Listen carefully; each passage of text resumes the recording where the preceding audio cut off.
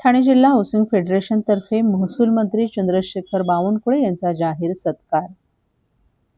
शहरातील गृहसंस्थांच्या विविध प्रश्नांवर चर्चा करण्यासाठी दि Thane district housing federation limited आणि ठाणे शहर सोसायटी मंच यांच्या संयुक्त विद्यमाने आयोजित कार्यक्रमात राज्याचे महसूल मंत्री चंद्रशेखर बावनकुळे यांचा जाहीर सत्कार करण्यात आला। सत्कारानंतर मंत्री बावनकुळे यांनी गृहसंस्थांच्या पदाधिकारी आणि रहिवाशांना मार्गदर्शन केलं।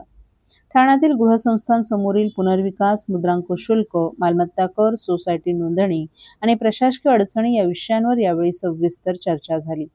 या कार्यक्रमाला आमदार संजय केळकर, आमदार किसन कथोरे, आमदार कुमार आयलानी, आमदार निरंजन डावखरे, माधवी नाईक, उपमहापौर घोषणा पाटील, भारतीय जनता पार्टीचे ठाणे शहर जिल्हा अध्यक्ष ॲडव्होकेट संदीप लेले, हाऊसिंग फेडरेशनचे अध्यक्ष नगरसेवक सीताराम राणे यांच्यासह भाजपचे पदाधिकारी, कार्यकर्ते, लोकप्रतिनिधी, हाऊसिंग फेडरेशनचे पदाधिकारी तसंच शहरातील विविध गृहसंस्थांचे रहिवासी मोठ्या संख्येने उपस्थित होते। ठाणे शहरातील गृहसंस्थांच्या समस्या सोडवण्यासाठी राज्य सरकार सकारात्मक असून पुनर्विकासाच्या प्रक्रियेत नागरिकांना त्रास होणार नाही याची काळजी घेतली जाईल, असं यावेळी महसूल मंत्री चंद्रशेखर बावनकुळे यांनी सांगितलं। सोसायट्यांनी पारदर्शक आणि नियमबद्ध कारभार करावा, सरकार सर्वतोपरी सहकार्य करेल असंही त्यांनी सांगितलं। गृहसंस्थांच्या माध्यमातून शहराचा पायाभूत विकास होतो, त्यामुळे या संस्थांना बळकट करणं ही सरकारची प्राथमिकता आहे असंही त्यांनी सांगितलं। कार्यक्रमाच्या सुरुवातीला हाऊसिंग फेडरेशनच्या पदाधिकाऱ्यांनी मंत्री बावनकुळे यांचा शाल, श्रीफळ आणि पुष्पगुच्छ देऊन सत्कार केला। यावेळी गृहसंस्थांच्या विविध मागण्यांचं निवेदनही मंत्र्यांना देण्यात आलं। ठाणे शहराचा सर्वांगीण विकास आणि गृहसंस्थांचं सक्षमीकरण यासाठी राज्य सरकार सर्वतोपरी मदत करेल असा विश्वास यावेळी मंत्र्यांनी व्यक्त केला।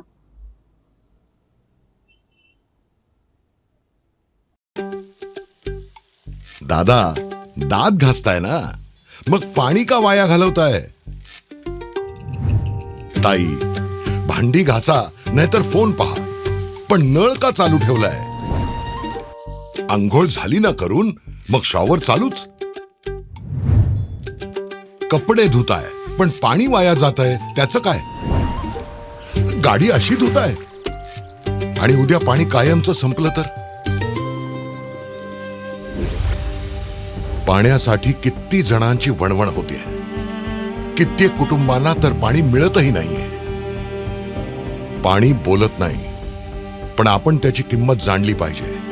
पाण्याचा अपव्यय टाळा, परिस्थिती भीषण होऊ शकते। प्रत्येक थेंब जपा, पाणी वाचवा। पाणी ही निसर्गाची देणगी आहे, पाणी निर्माण करता येत नाही। पाण्याची बचत हीच पाण्याची निर्मिती। ठाणे महानगरपालिकेतर्फे जनहितार्थ जारी।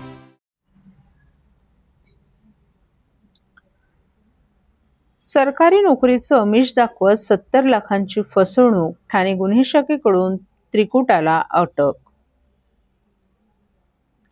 महाराष्ट्र शासनाच्या महसूल आणि वन विभागात सरकारी नोकरी लावून देण्याचं आमिष दाखवत तब्बल 70 लाख रुपयांची फसवणूक करणाऱ्या टोळीचा ठाणे गुन्हे शाखेनं पर्दाफाश केलाय। या प्रकरणी पोलिसांनी तिघांना अटक केली आहे।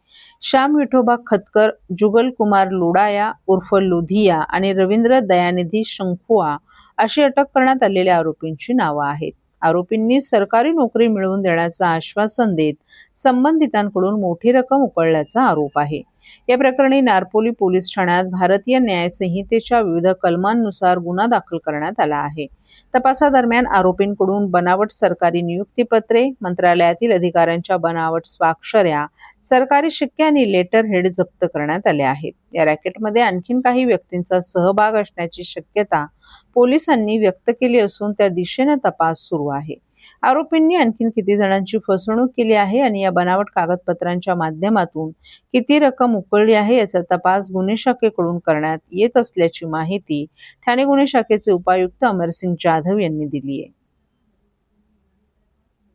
मोठ्या प्रमाणात सुशिक्षित बेरोजगारांची फसवणूक झाल्याचं समोर आलं, काय नेमकं प्रकरण आहे, काय झालं? दर्शन पाटील हा राहणारा भिवंडीचा आहे। त्याने गुन्हे शाखेकडे तक्रार दिली होती की त्याची 70 लाख रुपये घेऊन मंत्रालयात नोकरी लावतो किंवा महसूल वन विभागात नोकरी लावतो म्हणून फसवणूक केली होती। त्या अनुषंगाने नारपोली पोलीस स्टेशन येथे गुन्हा दाखल केला. त्या गुन्ह्याचा तपास गुन्हे शाखा घटक 2चे पोलीस निरीक्षक शीतल राऊत आणि त्यांची टीम यांनी ACP शेखर बागडे यांच्या परीक्षणामध्ये तपास सुरू केला. त्या तपासामध्ये असं निष्पन्न झालं की श्याम खतकर, जुगल लोडाया आणि रवींद्र शंकुआ या 3 आरोपींनी पीडिताची फसवणूक केली आहे. त्याच्याकडून 70 लाख रुपये घेऊन त्याला बनावट नियुक्तीपत्र महसूल व वन विभागात टंकलिपिक या पदावरचं बनावट त्याला नियुक्तीपत्र दिलं. त्या अनुषंगानं 3 आरोपींना अटक केलेली आहे. या 3 आरोपींचा पोलीस कोठडी रिमांड उद्यापर्यंत आहे. त्याचबरोबर आरोपी श्याम खतकर याच्याविरुद्ध 9 गुन्हे यापूर्वी दाखल आहेत. जुगल लोडा या आरोपीविरुद्ध 2 गुन्हे दाखल आहेत आणि रवींद्र शंकुआ या आरोपीविरुद्ध यापूर्वी 2 गुन्हे दाखल आहेत. 2023ला जुगल लोडा याच्याविरुद्ध वर्तकनगरला एका पीडितेने याच पद्धतीनं त्याची फसवणूक केल्याप्रकरणी त्यानं आत्महत्या केली होती पीडितानं. त्या अनुषंगानं आत्महत्यास प्रवृत्त केल्याप्रकरणी गुन्हा दाखल आहे. त्याच्यामध्ये लोडा या आरोपीला अटक करण्यात आलेली होती. या गुन्ह्याच्या तपासामध्ये अद्यापर्यंत मुद्देमाल जप्त केलेले आहेत. बनावट लेटर पॅड आहेत, रबर स्टॅम्प आहेत, त्याचबरोबर आयडेंटिटी कार्ड आहेत आणि नियुक्तीपत्र देखील आहेत बनावट. त्या अनुषंगानं आम्ही अधिक तपास करत आहोत. गुन्ह्यामध्ये बराच मुद्देमाल जप्त करण्यात आलेला आहे. प्रभाग समिती अध्यक्षपदासाठी अर्ज दाखल. शिवसेनेत 7, भाजप आणि राष्ट्रवादी शरद पवार पक्षाची प्रत्येकी 1 उमेदवार. ठाणे महानगरपालिकेच्या 9 प्रभाग समितींच्या अध्यक्षपदासाठी आज महापालिका मुख्यालयातील नरेंद्र बल्लाळ सभागृहात उमेदवारी अर्ज दाखल करण्यात आले. महायुतीतील शिवसेनेने 7 प्रभाग समित्यांवर दावा कायम ठेवत उमेदवार रिंगणात उतरवले असून भाजपने एका प्रभागासाठी उमेदवारी दिली आहे, तर राष्ट्रवादी काँग्रेस शरद पवार पक्षाने मुंब्रा प्रभाग समितीसाठी आपला उमेदवार उभा केलाय. शिवसेनेकडून नौपाडा कोपरी प्रभाग समितीसाठी मीनल संखे, वागळे स्टेटसाठी एकता भोईर, लोकमान्य सावरकर नगर प्रभाग समितीसाठी निर्मला कणसे, वर्तकनगर प्रभाग समितीसाठी जयश्री डेव्हिड, माजुडा मानपाडा प्रभाग समितीसाठी सिद्धार्थ ओवळेकर, दिवा प्रभाग समितीसाठी दीपक जाधव आणि कळवा प्रभाग समितीसाठी विजया लासे यांनी उमेदवारी अर्ज दाखल केलाय. भाजपकडून उथळसा प्रभाग समितीसाठी ज्येष्ठ नगरसेवक नारायण पवार यांना उमेदवारी देण्यात आली आहे, तर राष्ट्रवादी काँग्रेस शरद पवार पक्षाने मुंब्रा प्रभाग समितीसाठी दीपाली भगत यांना उमेदवारी दिली आहे. विशेष म्हणजे शिवसेनेनं 7 पैकी 5 प्रभाग समित्यांच्या अध्यक्षपदासाठी महिला उमेदवारांना संधी दिली आहे. त्यामुळे प्रभाग समित्यांच्या नेतृत्वात महिलांचं वर्चस्व राहणार असल्याचं स्पष्ट झालंय. आगामी महापालिका निवडणुकांच्या पार्श्वभूमीवर महिला नेतृत्वाला प्राधान्य देण्याची पक्षाची भूमिका या निर्णयातून अधोरेखित झाल्याची चर्चा राजकीय वर्तुळात सुरू झाली. उमेदवारी अर्जांची छाननी झाल्यानंतर प्रभाग समिती अध्यक्षांची निवड प्रक्रिया पार पडणार असून अध्यक्षपदांच्या वाटपातून महायुतीतील पक्षीय समन्वयाचं चित्रही स्पष्ट होणार आहे. मला वाटतं बऱ्याच दिवसापासून सर्व समित्या कधी होणार याची उत्सुकता सर्वांमध्येच होती आणि आज सर्वप्रथम मला वाटतं माननीय महाराष्ट्राचे उपमुख्यमंत्री एकनाथजी शिंदे साहेब यांच्या मार्गदर्शनाखाली खरं तर आज सर्व प्रभाग समिती सभापती आज त्यांचे फॉर्म भरले गेले आहेत आणि येत्या 4 तारखेला बिनविरोध मला वाटतं हे सर्व सभापती होतील.